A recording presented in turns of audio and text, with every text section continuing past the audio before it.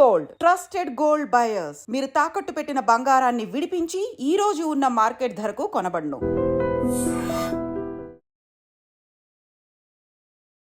Welcome to I dream. నేను మీ భవ్య. 1,000 రూపాయలతో కోటి రూపాయలు సంపాదించడం ఎలా? ఈ డీటెయిల్స్ అన్ని మనకు చెప్పడానికి mutual fund distributor Srinivas Reddy మనతో ఉన్నారు. సార్ని అడిగి డీటెయిల్స్ తెలుసుకుందాం. నమస్తే సార్, ఎలా ఉన్నారు? సార్, నిజంగానే చాలా మందికి కోటీశ్వరులు అవ్వాలని ఉంటుంది, కానీ 1,000 రూపాయలతో కోటీశ్వరులు అవ్వడం ఎలా అనేది ప్రతి ఒక్కరికి క్వశ్చన్ వచ్చి ఉంటుంది. మీరు ఎలా అనేది చెప్తారు? అంటే బేసిక్గా మేడం, కోటి రూపాయలు అవ్వటం అన్నది చాలామందికి అది ఒక కళ. అవును. ఇవాళ ఏముందంటే మార్కెట్లో కోటి రూపాయలకు వాల్యూ ఏముంది అన్నట్లుంది. ఇవాళ మీరు హోర్డింగ్స్, హైదరాబాద్ చుట్టుపక్కల హోర్డింగ్స్ అని చూస్తుంటే జస్ట్ 2 crores అని ఉంటుంది. ఏదైనా అపార్ట్మెంట్ గురించి మా అడ్వర్టైజ్మెంట్ జస్ట్ 2 CR అని ఉంటుంది. కానీ 1,000 రూపాయలతో 1 crore సంపాదించవచ్చు అంటే చేయొచ్చు, రీచ్ అవ్వచ్చు. కానీ దానికి తగ్గ టైం మనం ఇవ్వాలి. ఎంత టైం తీసుకుంటుంది అన్నది మ్యాటర్. కానీ చాలామంది మాట్లాడుతామేమంటే, అంటే జనరల్గా ఒక 1,000 రూపాయల ఎస్ఐపిని కనుక మనం కంటిన్యూ చేస్తూ వెళ్తే ఒక 13% మనం CAGRలో రిటర్న్ ఎక్స్పెక్ట్ చేస్తామంటే దగ్గర 38 years టైం పడుతుంది. అంత ఈజీ ఏం కాదు. వెంటనే 3 yearsకో 5 yearsకో 10 yearsకో 1 crore అయితే రాదు. అంటే ఈ లెక్కన 1,000 రూపాయలతో కోటి రూపాయలు రావాలంటే 38 ఏళ్ళు అంటే ఏజ్ నుంచి స్టార్ట్ చేయొచ్చు సార్? ఇది ఏజ్ నుంచైనా స్టార్ట్ చేయండి. ఒకటి 20 years అతను స్టార్ట్ చేశాడు, అతను 60కి రిటైర్మెంట్.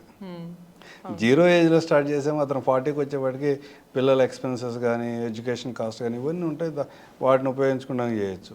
లేదా మిడిల్ ఏజ్లో స్టార్ట్ చేశాడు, 50-60 వరకు స్టార్ట్ చేశాడు, అక్కడి నుంచి రిటైర్మెంట్ శాలరీ. ఏది మాట్లాడుకున్నా ఇవాళ ప్రతి దానికి కూడా మీకు కావాలంటే ఈఎంఐ పెట్టుకోవచ్చు. మీరు ఇంట్లో ఫంక్షన్ చేయాలన్న ఈఎంఐ ఉంటుంది, మీరు ఏదైనా పిల్లల్ని హైయర్ ఎడ్యుకేషన్ చేయించాలన్నా కానీ ఈఎంఐ ఉంటుంది, లేకపోతే మీరు ఏదైనా ప్రాపర్టీ కొందామన్నా, చిన్న గాడ్జెట్స్ కొందామన్నా కానీ మనం ఈఎంఐ పెట్టుకోవచ్చు. హండ్రెడ్స్ రూపీస్ ఈఎంఐలో కూడా కొన్ని ప్రోడక్ట్స్ దొరుకుతున్నాయి.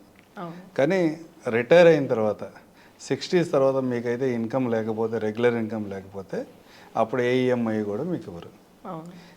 బేసిక్గా మనం ఎన్ని మాట్లాడుకున్నా మన లైఫ్ స్టైల్ ఇదే విధంగా కంటిన్యూ కావాలి, మనం లాస్ట్ బ్రీత్ వరకు అంటే కనుక రిటైర్మెంట్ ప్లాన్ చేసుకోవాలి. ఇలా చిన్న అమౌంట్స్తో చాలా ఎర్లీగా, అంటే పిల్లలు ఇమీడియట్గా పిల్లలు పుట్టగానే ఏదైనా ఒక ఇన్స్ట్రుమెంట్లో ఒక సమ్ అమౌంట్ ఇన్వెస్ట్ చేసుకుంటూ వెళ్తామా, లేకపోతే 20 yearsకి వచ్చిన తర్వాత, లేకపోతే జాబ్ ఎర్నింగ్ స్టార్ట్ అవగానే అట్లా చేసుకుంటూ వెళ్తే, చిన్న అమౌంట్స్తో స్టార్ట్ చేసి వాటిని గ్రాడ్యువల్గా ఇంక్రీజ్ చేసుకుంటూ వెళ్తే మీ రిటైర్మెంట్ పర్పసే, లేదా మధ్యలో వచ్చి మీ జనరల్గా వచ్చే టార్గెట్స్ ఏముంటాయి, మీ గోల్స్ ఏముంటాయి, పిల్లల హైయర్ ఎడ్యుకేషన్ ఉండొచ్చు, వెకేషన్ ఉండొచ్చు, లేకపోతే ఏదన్నా హౌసింగ్ ప్రాపర్టీ బై చేద్దాం అనుకుండొచ్చు. ఆ టైం కూడా మీకు ఒక లిక్విడ్ అమౌంట్ అయితే ఎంతో కొంత ఉండాలి కదా. వీటన్నిటికీ ఏ అవసరానికి కావాలన్నా మీ అవసరం వచ్చినప్పుడు పనికొచ్చే ఇన్వెస్ట్మెంట్ మ్యూచువల్ ఫండ్. ఏ సందర్భంలో అయినా 5 years కావచ్చు, 10 years కావచ్చు, 15 years కావచ్చు, మధ్యలో ఏదన్నా ఒక అవసరం వచ్చింది, మనం లాంగ్ టర్మ్ అనుకుని ఇవాళ స్టార్ట్ చేసిన తర్వాత కూడా వేరియస్ అవసరాలు మార్కెట్ ఫ్యూచర్లో మనం అనుకున్నట్టుగానే అన్ని సందర్భాలు ఉండవు కదా. మీకు ఏదైనా ఎమర్జెన్సీస్ వచ్చినాయి, అవసరం అయితే విత్డ్రా చేసుకుంటానికి కూడా దీంట్లో ఆప్షన్ ఉంటుంది. ఆ విధంగా అంటే మధ్యలో ఇది 1000 మనము 38 yearsగా చేస్తూ ఉంటే 1 crore అంటే మధ్యలో కూడా మనం ఏమైనా విత్డ్రా చేసుకోవచ్చు. మనం మీకు కంపల్షన్ ఉండే ఇది తప్పితే మనకు అవకాశం లేదన్నప్పుడు మీరు విత్డ్రా చేసుకోండి దీంట్లోంచి. తర్వాత మిగతా ఇయర్స్ అంతా కంప్లీట్ చేసుకోవాలి. లేదా దీంతో పాటుగా నేను 40 years అనేప్పటికీ వాళ్ళు చాలామంది మనం ఏం మాట్లాడుకున్నా కానీ చాలా నెగిటివ్గా ఏం మాట్లాడతారు, 40 years ఎవరు ఉంటారు జనరల్గా వచ్చే క్వశ్చన్. ఏంటి 10 సంవత్సరాలు 15 కాలంలో అంతకాలం ఎవరు ఉంటారు అనేది తప్పు. యాక్చువల్గా మీ చుట్టుపక్కల పార్కులోకి వెళ్ళి చూడండి, 70s 80sలో కూడా చాలా యాక్టివ్గా పనిచేసేవాళ్ళు, యాక్టివ్గా వాక్ చేసేవాళ్ళు, వాళ్ళ లైఫ్ స్టైల్ లీడ్ చేసేవాళ్ళు చాలామంది ఉన్నారు. గ్రామీణ ప్రాంతాల్లోకి వెళ్ళి చూడండి, ఇంకా వ్యవసాయం పనుల్లో ఉన్న వాళ్ళు చాలామంది ఉంటారు. ఇవాళ వచ్చిన మెడికల్ అడ్వాంటేజ్ వల్ల ఒక 20-30 years బ్యాక్ చూసుకుంటే ఎవరైనా 60-65 వస్తే వాళ్ళు ఓల్డ్ అయ్యేవాళ్ళు. ఇవాళ 60 years వచ్చిన వాళ్ళందరూ సీనియర్ సిటిజన్ కాదు, వాళ్ళు మిడిల్ ఏజ్లో ఉన్నట్లే. ఇవాళ మన ప్రధానమంత్రులు కానీ మన రాష్ట్ర ముఖ్యమంత్రులు కానీ వీళ్ళందరూ చూసుకుంటే వాళ్ళు 70+ కూడా యాక్టివ్గానే పనిచేస్తున్నారు కదా, వాళ్ళు ఏమి ఇంట్లో కూర్చోవట్లేదు కదా. అట్లాగే ఇది కూడా ఎవరు బతుకుతారని. కాకపోతే వినేటప్పుడు ఆ సౌండ్స్ బాగాలి చాలామందికి. అంటే ఏదైనా మనం టార్గెట్ ఏదైనా పెట్టుకుంటే చాలా త్వరగా అచీవ్ అయిపోవాలి, నెక్స్ట్ 5 yearsలో 10 yearsలో మనం కోటీసులు అయిపోవాలి అంటే దానికి కూడా మార్గాలు ఉన్నాయి. కాకపోతే దానికి తగ్గ ఇన్వెస్ట్మెంట్ మీ దగ్గర ఉండాలి. అవును. ఇప్పుడు మనం ఏం మాట్లాడుతున్నాం, ఈ 1000 రూపాయలు ఎవరి గురించి మాట్లాడుతున్నాం అంటే ఎవరైతే బిలో మిడిల్ క్లాస్లో ఉన్నారో, ఎవరైతే పవర్టీ లైన్ కంటే చాలా కింద ఉండి నా దగ్గర ఉన్న 200తోనో 300తోనో 500తోనో నేనేమి ఇన్వెస్ట్ చేస్తాలే అని ఎవరైతే ఫీల్ అవుతున్నారో అలాంటి వాళ్ళ కోసం ఈ 1000 రూపాయలు కానీ అందరికీ కాదు. ఇలాగ ఇవాళ మార్నింగ్ నేను ఒక క్లయింట్తో మాట్లాడా. అతని ఆలోచన విధానం ఏంటంటే, సరే నాకు ఇప్పుడే మనవరాలు రాబోతున్నారు ఒక నెల 2 నెలలు, వాళ్ళకి జాబ్ చేస్తారు, పిల్లలు చదివిస్తారు, మా అబ్బాయి చదివించగలుగుతాడు, వాడు ఏదో జాబ్ చేసుకుంటారు, వాళ్ళ లైఫ్ స్టైల్ ఎలా ఉంటుందో మనకు తెలియదు. అట్లీస్ట్ వాళ్ళ రిటైర్మెంట్కి వచ్చేపాటికి ఒక 100 CR అక్యుములేట్ చేయాలంటే నేను ఏం చేయాలని అడుగుతున్నాను. ఆలోచన ఉన్నాళ్ళు ఉన్నారు. అరే 60 సంవత్సరాల స్కీమ్ ఏంటి, నీకేమన్నా అంటే నీకు మాట్లాడేదానికి ఏమైనా అర్థం ఉందా, తెలుస్తుందా అని మాట్లాడే వాళ్ళు ఉంటారు. ఇవాళ గవర్నమెంట్ ఆఫ్ ఇండియా NPS వాత్సల్య అనే ఒక స్కీమ్ తీసుకొచ్చింది. 0 ఏజ్లో ఉన్న బేబీ నుంచి స్టార్ట్ చేయండి, 60 years వరకు ఇన్వెస్ట్ చేయండి, వాళ్ళకి crores ఆఫ్ అమౌంట్ అక్యుములేట్ అవుతుందని.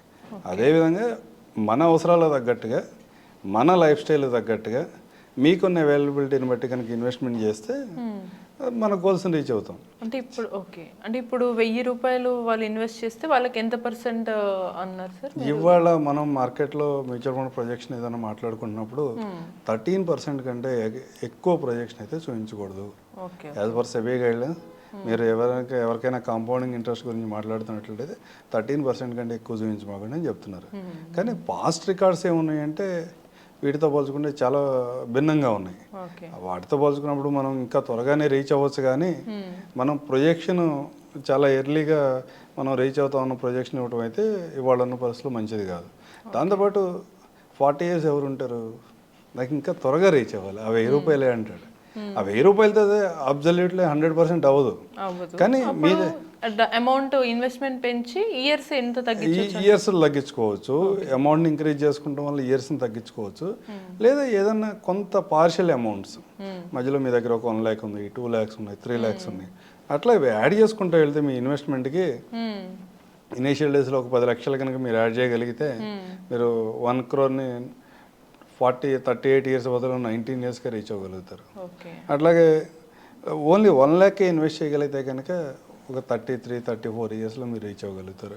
అట్లాగే ఒక ఎవ్రీ ఇయర్ ప్రతి సంవత్సరం 1 లక్ష రూపాయలు ఇన్వెస్ట్ చేసుకుంటే వెళ్ళారు. మొదటి సంవత్సరం మీరు పెట్టి మంత్లీ 1000 rupees ఇన్వెస్ట్మెంట్తో పాటు ప్రతి సంవత్సరం 1 లక్ష రూపాయలు ఇన్వెస్ట్మెంట్ యాడ్ చేసుకుంటూ వెళ్తే ఒక 5 years తర్వాత ఆ ఇన్వెస్ట్మెంట్ యాడ్ చేయకుండా 1000 rupees కంటిన్యూ చేస్తే మీకు ఒక 25 సంవత్సరాల్లోనే మీరు రీచ్ కాగలుగుతారు.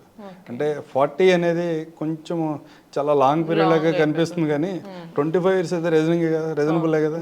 అంటే మీరు తీసుకునే ఫైనాన్షియల్ ప్రొడక్ట్స్ అన్నీ, అంటే మీరు హౌసింగ్ లోన్స్ కానివ్వండి, లేదా మీరు ఏదైనా ఇన్సూరెన్స్ పాలసీస్ తీసుకుంటే అవి కానివ్వండి, ఇవన్నీ కూడా దగ్గర 20-25 years ఉంటున్నాయి కదా. ఇది కూడా అదే రీజనబుల్గా ఉంది కదా.